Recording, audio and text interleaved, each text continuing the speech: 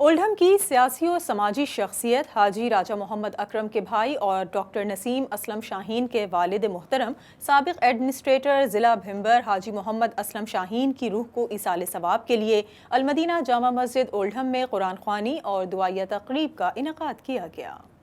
تقریب میں برطانیہ بھر سے ان کے چاہنے والوں اور فیملی ممبران نے کثیر تعداد میں شرکت کی۔ دعائیہ تقریب کا اہتمام حاجی محمد اسلم شاہین کے بھائی حاجی راجہ محمد اکرم، ان کے بھائیوں اور ان کے صاحبزادے ڈاکٹر نسیم اسلم شاہین، چیئرمین اسلم شاہین ویلفیئر فاؤنڈیشن وسیم اسلم نے کیا تھا۔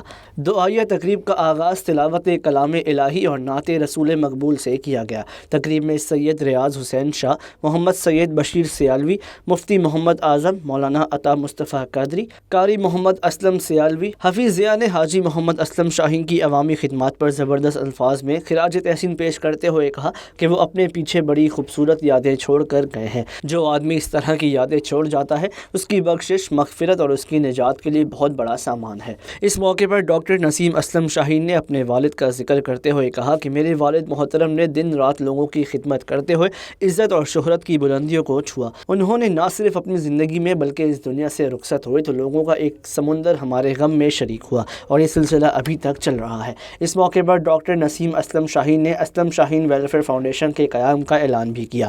دعائیہ تقریب میں پرویز اختر، منور حسین، امیر زمان، اختر زمان، مدثر ظفر، توصیف ظفر، محمد الیاس، راجہ محمد فاروق، جاوید رمضان، عبد المنان، حاجی منصور احمد، شمریز خالد، سلامت حسین، کبیر الرحمان، ادریس شفیق، واجد حسین اور دیگر نے کثیر تعداد میں شرکت کی۔